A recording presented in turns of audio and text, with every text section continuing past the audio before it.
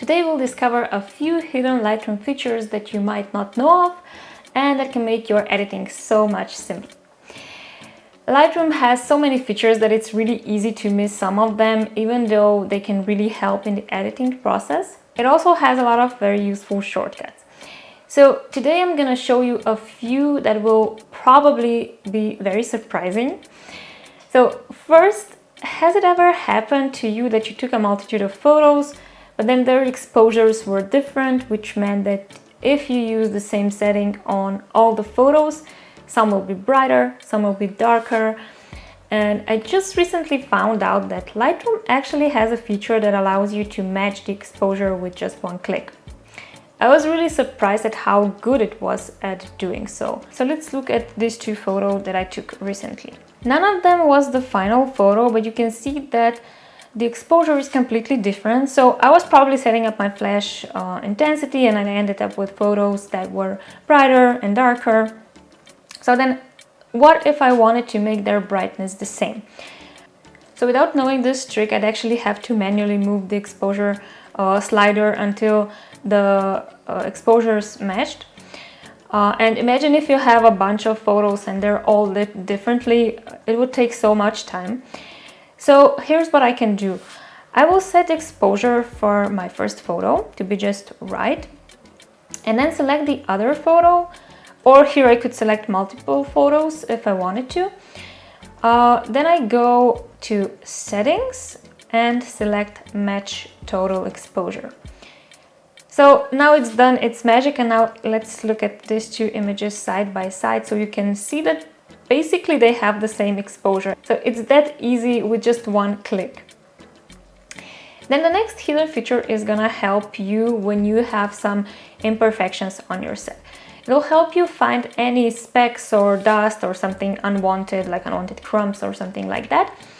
So with food photography, I often find it difficult to find imperfections because especially in the type of work that I do, where we work with a lot of textured backdrops, lots of elements, it's hard to spot them. So this tool really helps in situations like that. So if you go to Spot Removal panel, you can find the feature here below. It's called Visualize Spots. So if you check this box here, you'll start to see a black and white photo. And what it's doing, it's showing the texture or the contrasty parts of the photo. You can use the slider here to make more of that texture visible or less visible. I actually prefer to go almost all the way down, especially when I'm working with a textured backdrop, so that it's not picking on the texture of the backdrop and I can actually isolate the spots more easily. So you can see in this photo that it has many textures. So how can we find the parts that we want to retouch? I'll now focus on the backdrop. So in food photography, we often add a bit of a mess on the backdrop for storytelling, but this doesn't mean that the dust also needs to be there. We need to remove it. So if I look at this photo without the visual spots turned on, you can notice there are some crumbs here at the top left corner, and that's okay, they were there intentionally. Otherwise, the photo looks pretty clean. However, if I turn on the Visualize Spot tool, you can see more spots here in the center, and then if I zoom in just a little bit closer, you can see the spots being very obvious. So now let's turn off this tool just for a second to see how noticeable they are when you zoom in. They are actually not so easy to spot. So if I turn this on again, we see them more precisely. So now that I know where they are, I can actually use this brush to remove the specks. So before I continue, I just wanted to let you know that my food photography course, Food to Frame, is now open for enrollment. We also talk about editing in Lightroom in a separate module. So if you're interested in something like that, I'll put a link in the description box below. So next we're gonna talk about masking and how to make your mask selections quicker. So did you know that Lightroom has auto masking? Even though it's right there, it's actually not easy to miss it. So if you open the brush setting and you'll see here auto masking, it's usually turned off, but you can turn it on and see how it works. So how does it work? It will actually automatically detect the edges of the subject in the photo and keep the selection within that subject. So let's say I wanted to make some changes on this pie slice right here.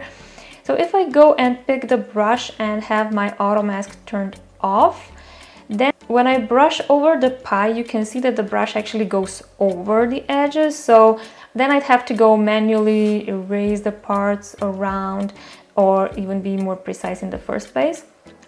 Whereas if I use the auto mask, let's hide this brush. Whereas if I use the auto mask, I can brush with a pretty large brush, not being very precise, and it's gonna pick on the edges and keep the selection on the pie. And now I'm all set. I can apply any edit on the slice, and it's only gonna affect the slice, not the plate around. Okay, then the final feature is actually a shortcut for your sliders to be more precise. When you edit your photos, you sometimes need to make some pretty precise changes, which can be very difficult, and you might end up writing the numbers yourself because the slider will make too big of a change when you move it. So in this case, you can hold Shift while you drag the slider, and it will give you a better control and make smaller adjustments. I use this one pretty frequently, and I hope you can find it useful too, or together with all the other features as well. Let me know if you enjoyed this video. If you did, I'd love you to subscribe and hit that bell so you don't miss any videos in the future. Have a nice day, and I'll see you all next time.